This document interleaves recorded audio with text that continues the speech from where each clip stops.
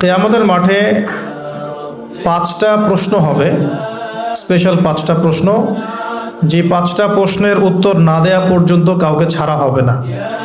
তার মধ্যে প্রথম প্রশ্নটাই হচ্ছে তোমার জীবন কোন কাজে কাটিয়েছো, এবং দ্বিতীয় প্রশ্ন হচ্ছে তোমার যৌবন কোন কাজে কাটিয়েছো। সো আমি বলছিলাম আপনাদেরকে যে যৌবন কালটাকে যদি আমরা আল্লাহর পথে কাটাতে পারি, ইনশাআল্লাহ তাআলা আমাদের এই যে উদ্দেশ্যটা, যে নিজেরা দিন পালন করব, নিজের পরিবারের মধ্যে প্রতিষ্ঠা করব, আমাদের সমাজে দিন ইসলামের দাওয়াতি কাজ করব, যেখানেই থাকি সৎ থাকবো, একদিন ইনশাআল্লাহ দিন আবার বিজয়ী হবে, এই যে স্বপ্নগুলো, এগুলো বাস্তবায়িত হবে ইনশাআল্লাহ তখনই যখন আমরা নিজেরা পরিবর্তিত হয়ে সমাজের জন্য ভালো কিছু বয়ে নিয়ে আসবো ইনশাআল্লাহ। তো আমি জাস্ট কয়েকটা পয়েন্ট আপনাদের সাথে একটু শেয়ার করে শেষ করে দিব, যে এখন থেকে কিভাবে আপনারা বা আমরা আমাদের যৌবনটাকে আল্লাহর পথে কাটাতে পারি। প্রথম যে পয়েন্টটা আমি লিখে নিয়ে এসেছি সেটা হলো, আমি একটু বলেওছিলাম যে আমাদের নিজস্ব খসড়া একটা আমলনামা তৈরি করতে হবে আর কি।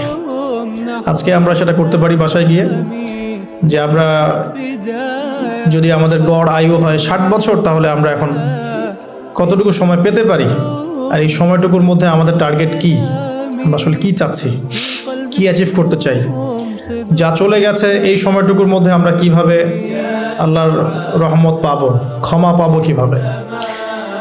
যা চলে গেছে এর মধ্যে অনেক নামাজ কাজা থাকতে পারে, রোজা কাজা থাকতে পারে। অনেক সময় এমন হতে পারে যে আমরা অন্যের হকও নষ্ট করেছি। প্রথম যে কাজটা করা উচিত সেটা হলো খালেস তওবা।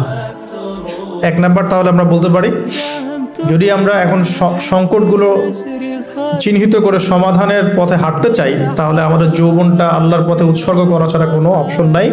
উৎসর্গ বলতে আমি বোঝাচ্ছি কাটিয়ে দেয়া, আল্লাহর ইবাদত করে কাটিয়ে দেওয়ার কোনো বিকল্প নাই। তার জন্য প্রথমত আমাদের নিজেদের জীবনের কৃতকর্মগুলোর হিসাব নিকাশ মেলাতে হবে, 1 নাম্বার। আর 2 নাম্বার হচ্ছে বিশুদ্ধ তওবা করে আল্লাহর পথে ফিরে আসতে হবে। বিশুদ্ধ তওবা কিভাবে করব এটা আমরা অনেকে বুঝি না। অনেকে মনে করি যে মুখ দিয়ে জাস্ট আস্তাগফিরুল্লাহ বললেই হয়তো তওবা হয়ে যায়। বিষয়টা এমন নয়। বিশুদ্ধ তওবা হচ্ছে আপনি আল্লাহর দিকে পরিপূর্ণ অভিমুখী হবেন, রুজু করবেন, এর নাম হলো বিশুদ্ধ তওবা। যে পাপগুলো করেছি এগুলোর জন্য ক্ষমা চাওয়া, এই পাপগুলো কোনোদিন করব না এরকম প্রত্যয় ব্যক্ত করা, আর যদি অন্যের সাথে সম্পৃক্ত কোনো হক থেকে থাকে সেটা ফেরত দেওয়া। তো আমরা